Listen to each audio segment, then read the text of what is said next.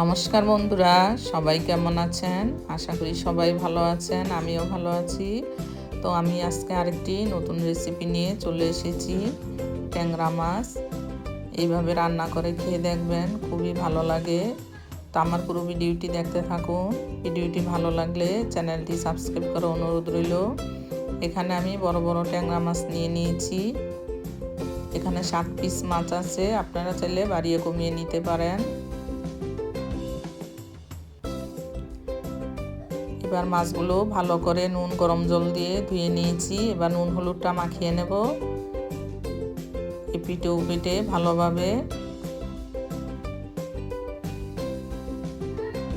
নুন হলুদটা মাখানো হয়ে গেছে, এবার সাইডে রেখে দেব। এখানে মাছের মশলাটা রেডি করে নেব। তার জন্য দিয়ে দেব 2 চামচ পরিমাণ ধনে গুঁড়ো, দিয়ে দেব 1.5 চামচ পরিমাণ জিরের গুঁড়ো। ধনে গুঁড়ো থেকে জিরের গুঁড়োটা একটু কম দিতে হবে। দিয়ে দেব একটা টমেটো, দিয়ে দেব কাঁচা লঙ্কা, ঝালটা আপনাদের নিজেদের স্বাদ অনুযায়ী দিয়ে দেবেন। এবার একটু জল দিয়ে একটা পেস্ট তৈরি করে নেব। দিয়ে দেব কড়ার মধ্যে তেল, সরিষার তেল, আপনারা চাইলে সাদা তেলও রান্নাটা করতে পারেন। তেলের মধ্যে দিয়ে দিয়েছি একটু নুন, তা না হলে মাছগুলো ফুটে গায়ে আসবে। এবার মাছগুলো একে একে তেলে দিয়ে দেব। এই ট্যাংরা মাছ একটু ফুটে, তার জন্য ঢাকা দিয়ে ভাজবো। এবার উল্টে দেব। এইভাবে মাছগুলো ঢেকে ঢেকে ভাজবেন, তা না হলে তেলটা ছিটে গায়ে চলে আসবে। আবারও ঢাকা দিয়ে রাখবো। ট্যাংরা মাছ বেশি কড়া ভাজতে হয় না, একটু হাফ ভাজলেই হয়ে যায়। এবার নামিয়ে নেব। ওই পিঠটাও ভাজা হয়ে গেছে।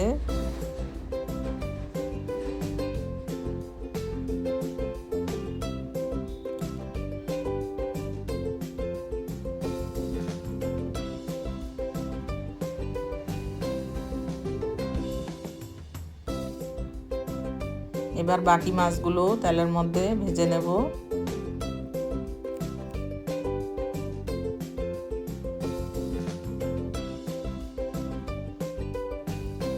আবারও ঢাকা দিয়েই ভাজবো।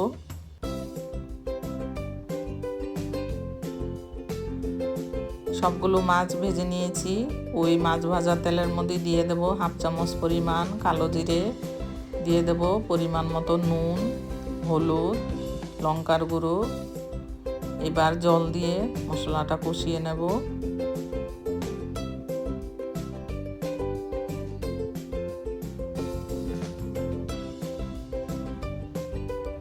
কষিয়ে নিয়েছি, এবার দিয়ে দেব পেস্ট করে রাখা মশলাটা, আবারও কষিয়ে নেব।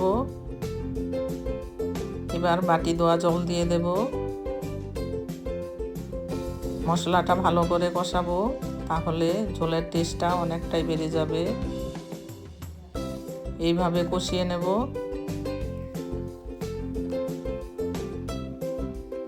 দেখুন মশলাটা কষিয়ে নিয়েছি, তেলটাও ছেড়ে দিয়েছে।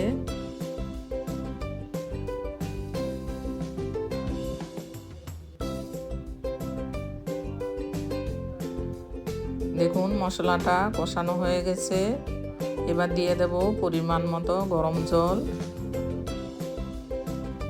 গরম জলটাই দিতে হবে, গরম জল দিলে ঝোলের টেস্টটা ভালো আসে। এবার দিয়ে দেব ভেজে রাখা মাছগুলো।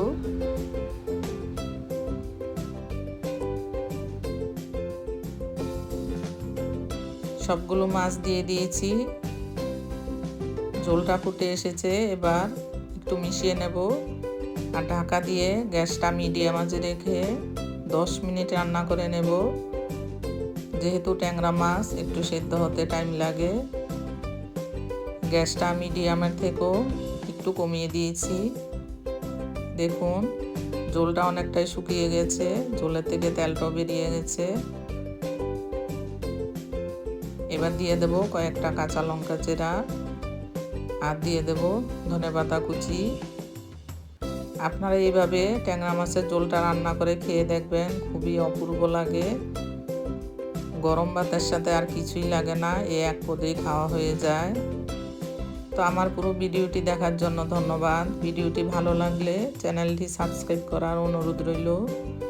এবার রান্নাটা কমপ্লিট হয়ে গেছে, ঢাকা দিয়ে স্ট্যান্ডিং টাইমে রেখে দেব গ্যাসটা নিভিয়ে।